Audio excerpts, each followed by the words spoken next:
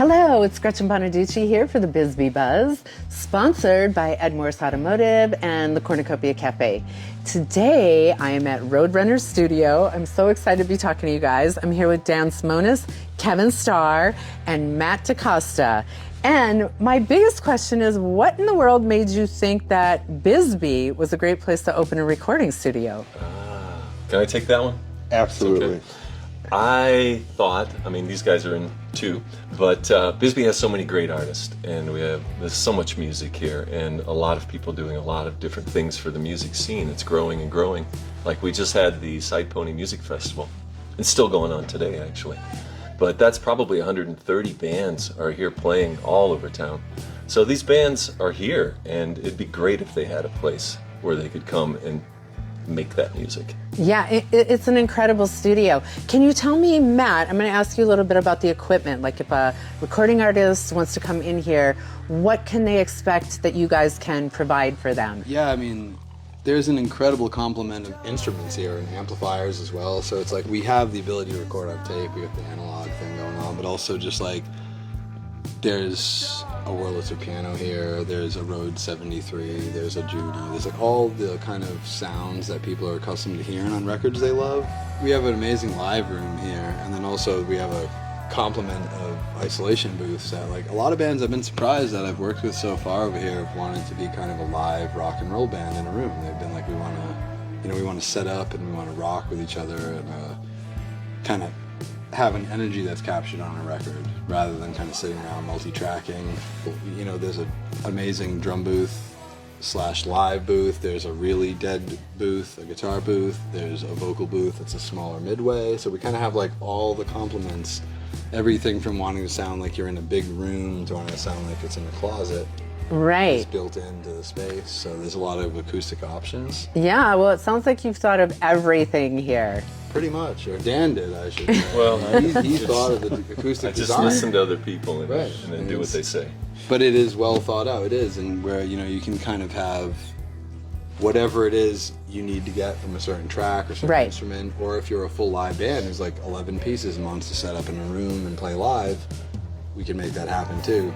Or you could record a totally isolated kind of track by track album and have different sounds on every track. So it's the options are there. So the other thing is, I know a little bit of history about this building, and it was originally a flower shop. Yes. So how did you envision coming Before in that, here? It was a Texaco gas station and service station in the 40s. Oh wow, I didn't know that part. Yeah. So And then Still- around, Go ahead. Well, No, you go. around 1977, 78, it turned into this flower shop.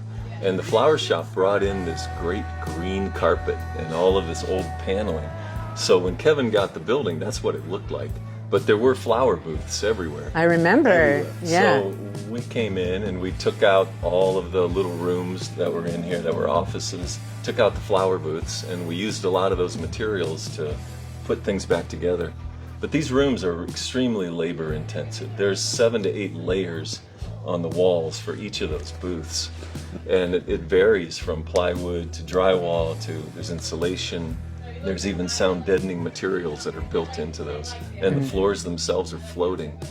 They're all on a padded kind of rubber bottom, so the floor doesn't touch the walls. How long did this take you to do all took this like work? 2.5 years in spare Wow. time.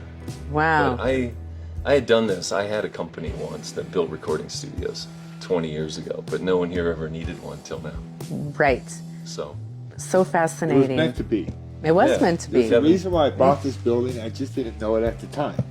Flowers. yeah. Until this all And came then- around. Yeah. Because And I then we had purchased enough it. critical mass with musicians that needed something, and then Right. we were lucky enough to make it happen. Right. So, And Kevin, you kind of come from a recording background from LA, right? Didn't you do. work at a studio there? Yes. Yeah. World famous Cherokee Wow. out of high school.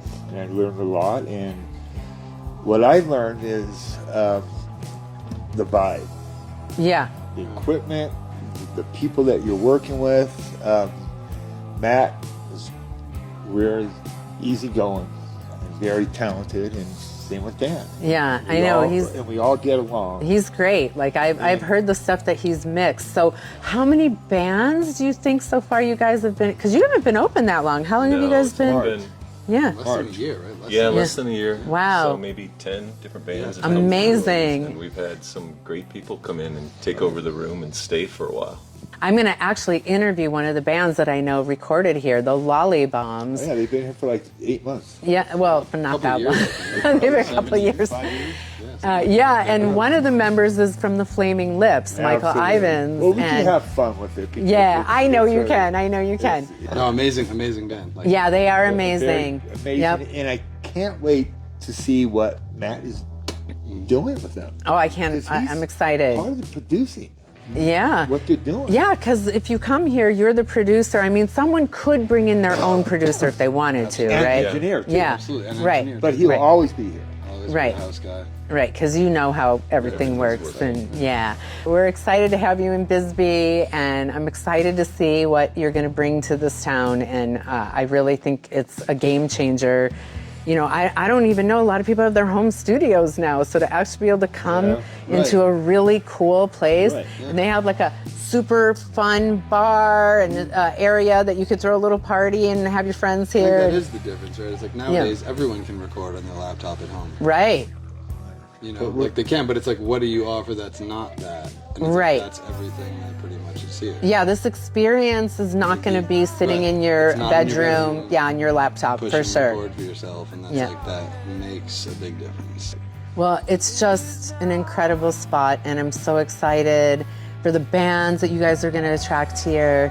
I just think it's going to blow into something huge, and it's just such it a will. yeah. I mean, it's just such another thing for people to come to Bisbee, because our town is so special. Bisbee, Yep, absolutely. and so eclectic and so weird and historical, and you know, to be able to have this level of a recording studio in this town is phenomenal. It's great. Well, thanks, Absolutely. guys. Thanks, Thank Fred. you. You're Thank you.